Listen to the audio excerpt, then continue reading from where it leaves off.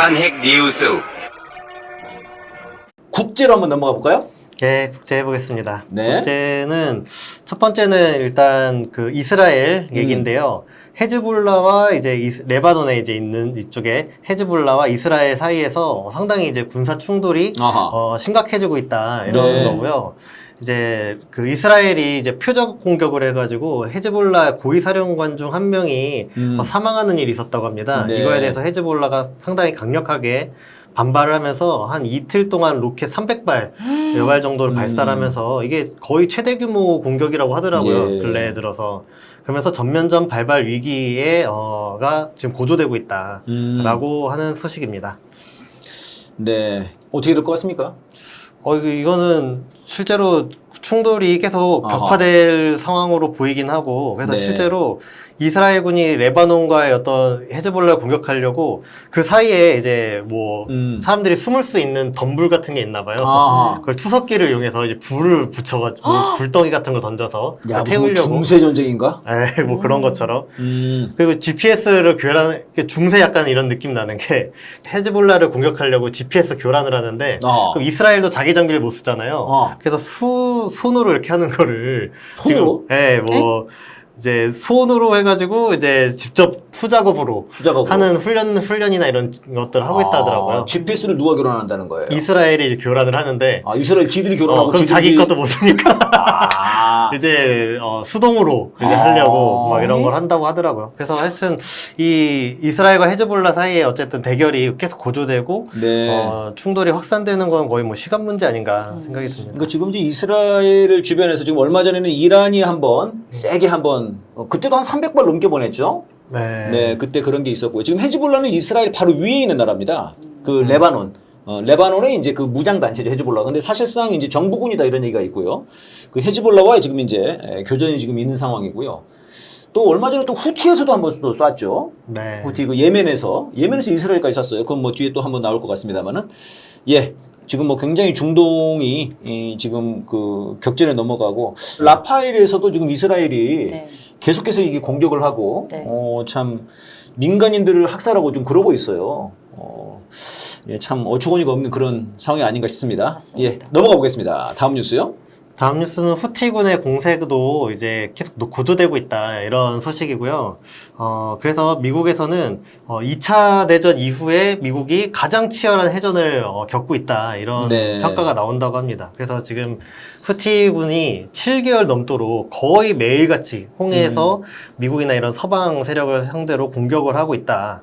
그리고 공격한 선박도 50척이 넘고 이제 6월 12일에는 수상 드론까지 이제 활용을 해가지고 공격하는 이런 모습을 보이고 있고 말씀해주신 것처럼 얼마 전에는 12일에는 후티군이 이스라엘 도시 2곳을 이제 직접 공격하는 일도 이제 벌어졌습니다. 네, 그 이제 후티군이라고 하는 게 이제 그 예멘의 그 반군 소위 이제 미국이 말할 때 반군이죠. 네. 사실 거기도 그 정부군이라고 그래요. 네. 거기 이제 수장이 후티라고 하는 거예요. 그 후티 반군이라고 하는데 자체로 그 사람들이 자기들끼리 하는 얘기는 이제 안사르알라 이렇게 얘기를 하더라고요. 마치 헤즈볼라처럼.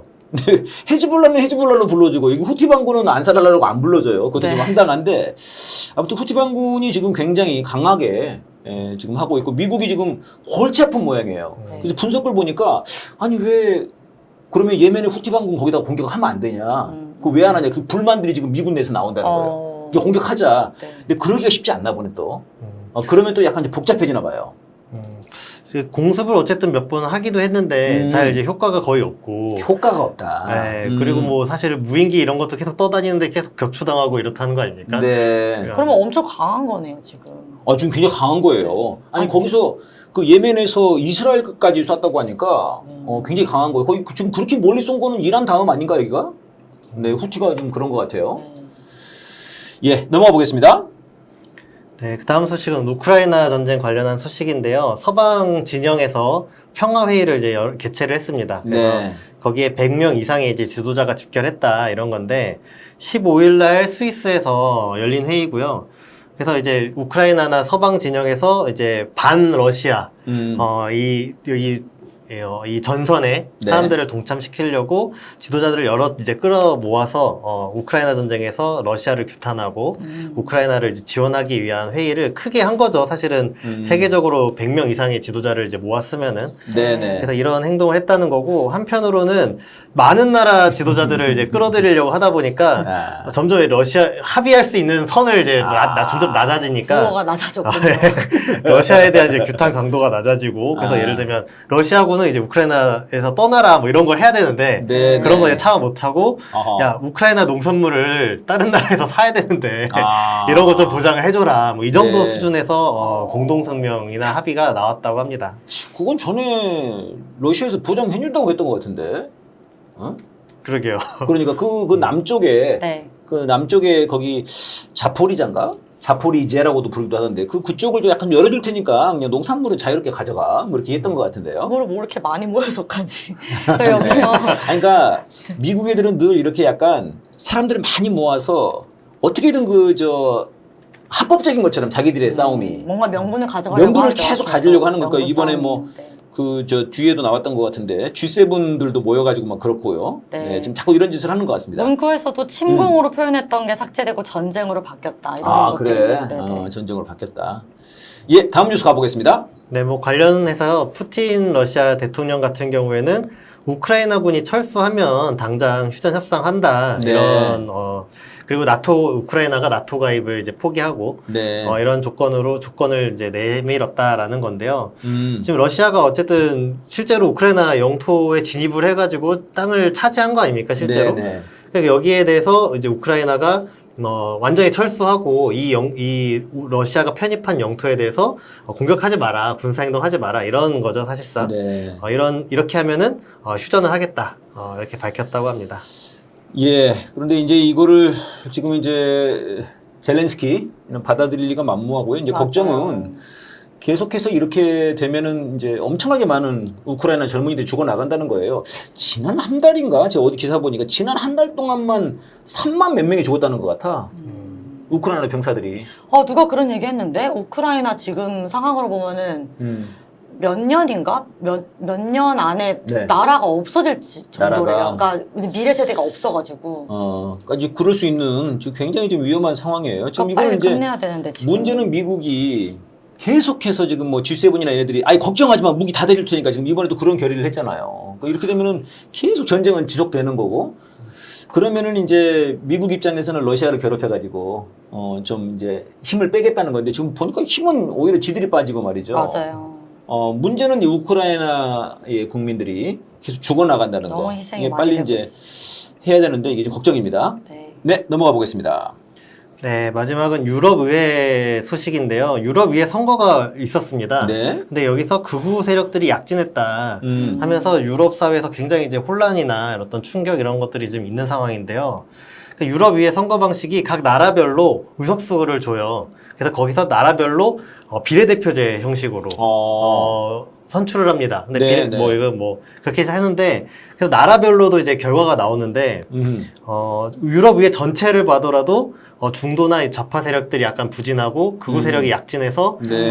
의회 구성이 이제 안 좋아졌다라는 거고 나라별로 봐도 약간 충격적인 결과가 나온 데가 있는데 네. 프랑스라든가 이탈리아 이런 데서는 극우 정당이 아예 일당이 된 거예요. 가장 지지율이 높은 프랑스 같은 경우에는 32%가 극우 정당을 이제 네. 투표를 하고 이런 일이 벌어져가지고 이제 프랑스 같은 경우에는 허허. 아예 마크롱이 야 이거 의회 이대로는 유지 못하겠다 해서 의회 해산을 하고 조기 총선을 하는 어떤 배수진 같은 걸 친 상태인데 허허. 그래가지고 이제 프랑스 같은 경우에 지금 난리가 났습니다. 그래서 지금 전국에서 극우 정당은 안 된다라는 시위가 이제 벌어지고 네. 이제 올림픽 관련해서도 보이콧 같은 게 운동이 지금 일어나고 뭐 오지 마라 뭐 그러대 네, 프랑스에서. 그런 혼란이 이제 벌어지고 있다라는 내용입니다. 예, 이게 지금 세상이 좀 복잡하고 어려워지면은 이게 극우로 갈 가능성들이 사실 높지 않습니까? 이제 우리가 네. 그거를 이제 되게 우려하는 건데 네. 이렇게 되면은 이제 2차 세계대전 또 그 무솔리니나 또 히틀러가 떠오른 거 아니겠습니까? 지금 이게. 네. 그러니까 너무 이제 국민들 입장에서 살 길이 힘드니까 그러면 원래는 개혁이 일어나야 되잖아요. 네. 너무 부자들이 너무 돈을 독식한다. 같이 살려면은 이 서민들이 잘 살 수 있게 돼야 된다. 이게 원래 이런 식으로 사회가 발전을 해야 되는데 네. 그게 이제 좌절이 되면은 국민들이 극우에 빠지게 쉽다라는 우려가 계속적으로 제기가 되고 있습니다. 예. 그래서 유럽에는 실제로 너무 미국의 영향이 너무 강하니까 극우화 경향이 유럽에서 많이 이제 형성되는 면이 있는 거고 그런 데서 직격탄을 맞는 것 같아요. 독일, 프랑스, 이탈리아 이런 데가. 예. 그만큼 상황이 안 좋다는 거의 그렇죠. 반증인 거죠. 그런 거죠. 네. 네. 먹고 살기도 힘들고. 그러니까 이게 우크라이나 전쟁이 사실상 유럽을 완전히 그냥 황폐화 시키는 거 아니에요. 맞아요. 미국만 좀 논하는 거 아닙니까? 네. 그 독일 같은 경우도 완전히 그 최대 피해자 아니에요, 독일이? 네. 그 에너지나 이런 거 러시아랑 그렇죠. 교류를 해서 식량도 그렇고 이게 잘 살고 잘 그렇게 서로 상부상조하면서 살면 되는데 이걸 억지로 미국이 끊어놓으니까 아주 곤란해지는 거죠 유럽이. 그러니까 독일의 지금 숄츠 전에 누구였죠? 마르켈? 메르켈? 네. 메르켈 총리 같은 경우에는 다 미국이랑 러시아 사이에서 줄타기를 한 건데 맞아요. 그런 나라들은 잘 사는 거예요. 지금 인도도 마찬가지고. 근데 지금 이제 이런 게 국어화 된다는 것은 굉장히 큰 걱정입니다. 네. 자, 여기까지 국제뉴스 고맙습니다.